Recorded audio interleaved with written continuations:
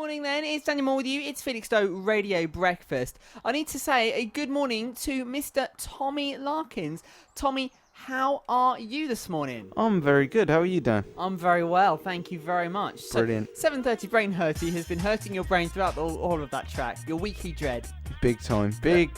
But we're not going to talk about the 7:30 Brain Hurty for now.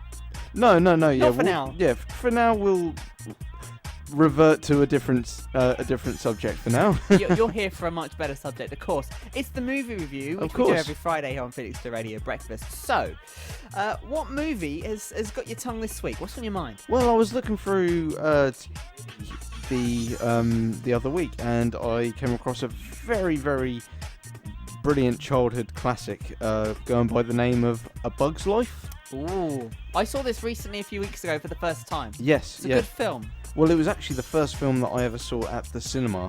I was 3 years old when I saw it, and Wow. in 1998 I was 3, and I was blown away by it. And I am 98. Funny enough, it came out in 98. I'm 98% sure that was the first film I saw at the cinema. I can't even remember what my first film at the cinema was. Yeah, well, I think mine was Bug's Life. I think it was. But funny enough, I remember what my cousin's first movies were, because I went with them. So, and funny enough, they were also Pixar movies, Monsters Inc. and Finding Nemo. Good films. Yeah. I think I went to the cinema to see... what was my first movie? I think it might have been Treasure Planet. Treasure Planet. I only recently watched that myself, and I thought there's a Goo Goo Dolls song in that movie that is just... I can't remember it at all. I'll have to play it for you. It really is incredible. Fair enough. Yeah, and play it for everybody on the radio one day. We will do one day. So, Bug's Life then. Yes, Tell us about it. I did write up a review on it, starting Let's with... Let's start this. So, when it comes to Pixar films, the go-to mentions tend to have the Toy Story films at the top of the list. Yep. As much as I appreciate the first 3 films in that franchise, certain other Pixar films tend to go underappreciated as a result of the overshadowing. Yep. Especially this film being one of them. Right. Sandwiched between the releases of Toy Story and Toy Story 2, respectively, Yep. A Bug's Life was the first film I saw at the cinema when I was 3 years old, as I've already mentioned. Yep. The first great thing to mention is the voice cast, which mainly consisted of well-known television stars during 1998. A few being listed below. I listed David Hyde Pierce, who voices Slim, the stick insect. Yep. He played Niles, the brother of Frasier in the sitcom Frasier. Right. Julia Louis-Dreyfus, I think I'm pronouncing that correctly. She voices Princess Ada in the film, but she was also in the sitcom Seinfeld, which was an American famous sitcom. And also, there's Brad Garrett, who voices Dim, the dung beetle. Yeah, with the voice like, "Hold on, Mr. Ant." That one. It's a good impression. Thank you. I really almost lost my voice there. Fair enough. But he starred in Everybody Loves Raymond, which I don't know if you've heard of, but he was also in that. And there's many more who were in television at the time. But back to the story itself. The story has a great moral compass too, teaching the audience the lesson of rebellion against bullies or dictators, and also has the classic underdog story interwoven into it with Flick's character. Being the first film I watched at the cinema, this film holds a special place in my heart, as well as my childhood. The circus bugs steal the film with some good laughs that still hold up 20 plus years on, and the animation looks dated, but in a good way.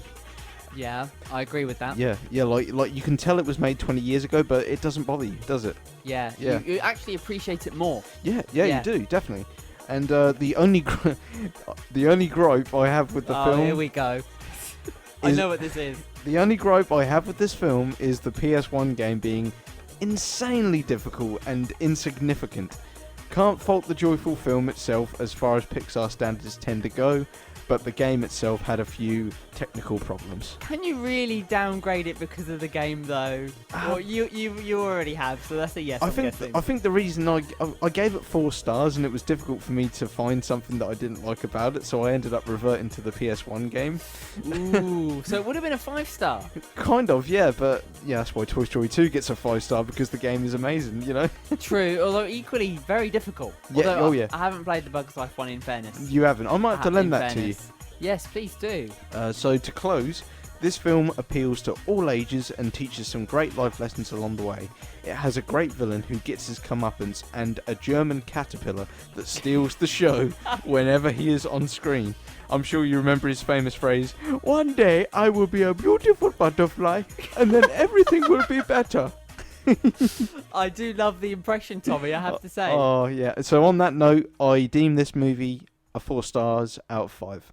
Which is very, very reasonable for a timeless classic, as I call it. But of course, the video game lets it down, and I guess there are some things that do go underappreciated with it as well. Fair enough. But you know, that's my first review out of the way.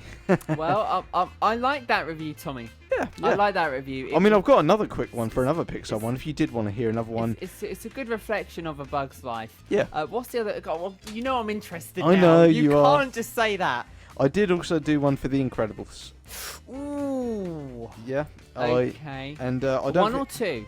Well, I've done one for both 1 and 2. If you wanted to hear one more than the other, if you want to make a recommendation, I can read out that one. Oh, don't make me choose. Well, obviously, I love them both. The Incredibles one is a better film, isn't it? So I think I might have to go for The Incredibles. I'd say one. they're on par. Wow. No pun intended, because obviously their surname is Parr. Yeah. But yeah, that's a hard one. Go on, what have you got? All right. Talk to me. All right, I'll talk to you about The Incredibles that came out in 2004. Yep. Remember it well. Yeah. Disney may have the rights back to the Fantastic Four now, but little do they realise they already made the best Fantastic Four film that could ever be way back in 2004. Because I don't know if you're aware of the Fantastic Four. They're a superhero team, and Marvel have tried to make a few, Fox Studios in particular, now owned by Disney. That's awkward. Yeah, that is awkward, isn't it? They've tried to make the Fantastic Four like 3 times, and they've failed every single time. They can't get it right about this family who are just superheroes. And then Brad Bird came along and did The Incredibles, and he did it without even calling it the Fantastic Four. He made the best Fantastic Four movie without calling it the Fantastic Four. Or can you say Fantastic Five? You got Jack. You do have Jack as well, yeah, but obviously you don't find out about him until the end of the film, do you? That's true. So I put director/animator Brad Bird, coming off of 1999's The Iron Giant, which I've shown you a trailer for. Yep. He went to Pixar and met with his old colleague friend John Lasseter, I believe his name is. Yep. He's the man behind Pixar Studios in general and Toy Story in particular.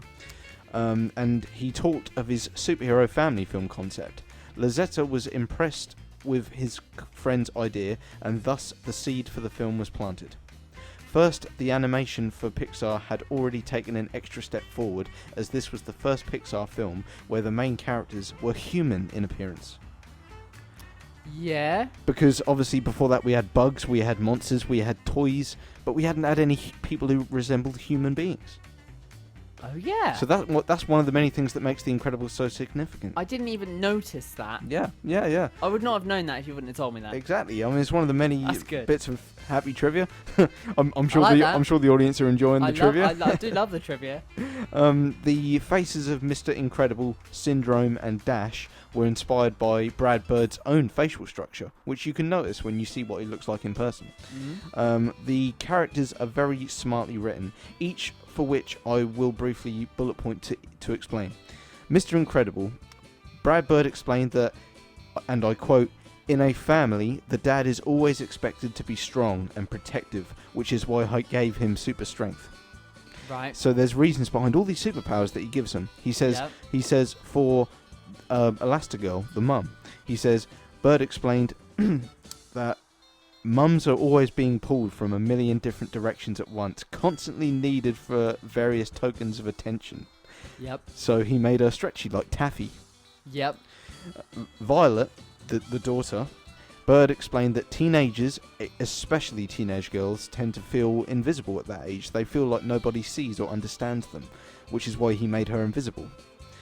And with Dash, the son, Bird explained, young boys are always so full of energy and run around all over the place with a thrill for fun, which is why I gave him super speed. And then lastly, there's Jack.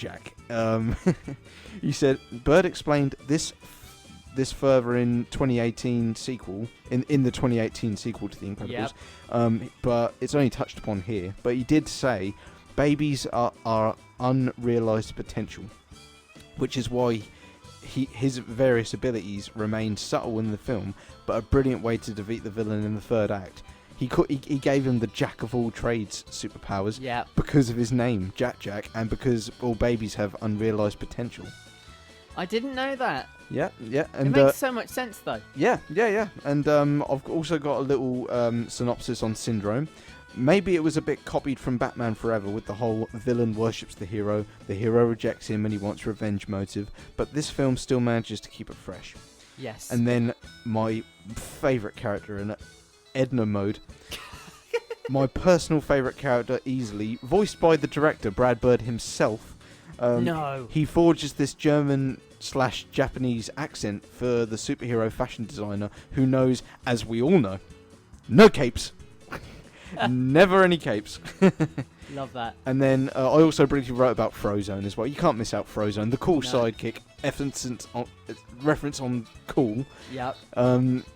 The coolest superhero in the film, no doubt, no pun intended, or maybe. Then you get Samuel L. Jackson to voice him, naturally, obviously. Yep. And the Where's My Super Suit sequence is still hilarious to this day. That's probably. I think that is my favourite scene, and my sister's as well. I know that's her favourite scene in that film as well. Love it. I also read Michael Giacchino's music score, invokes a lot of similarity to those spy thrillers of the 1960s, especially Connery Bond films and other films of that era, and in a way dates the film yet makes it feel timeless too. A bit like Back to the Future in that regard. Haven't seen Back to the Future yet. Nope, that's still on your watch list. Still on my list. Yeah, you'll love it. You'd love it, man. You'd love it. So many people keep saying I will. It was on TV the other day, and I missed it. Yeah. I caught that the other day as well, actually. Yeah. I missed it. And to close, this film, The Incredibles, put Brad Bird on the map as a go-to director with a vision, and he went on to do some other big box office hits such as Ratatouille. That's a good film. And Mission Impossible Ghost Protocol, which I haven't seen, but I've heard it's quite good. The slight realisation that the children in the film express no remorse for causing the deaths of many of Syndrome's henchmen in the second act is a bit disturbing, but considering the henchmen would have killed them and it's a family movie, I'll let it slide. Okay. An almost perfect family film which is suitable for all ages with some great characters, enthralling music and interesting themes about growing up, family and what makes people special. Because I'm certain you can recall that last one of those very famous phrases that I believe Elastigirl says to Dash. She says, "Everybody's special," and then Dash says, which is just another way of saying no one is. Yep. So that really touches on what people think is special about them, you know? Yeah. So for this film, I deem it 4.5 out of 5. Ooh. What lost it a half? I think it was the realization that the kids said don't show any remorse when they caused the blatant deaths of the henchmen. It's a bit, it just cuts that line between reality in my books. Of course, it's a family film. I know they had to do it, but it's just something that just scrapes off that last half star for me. But 4.5 stars is a good rating. Honestly, it's a very good rating, and I know you don't go that high for just any film either. I don't. No, it has to be something that really, really speaks to me to get the 5. And basically, for anything to get above 3.5, it's a good film in my book. It is quite difficult to fault it.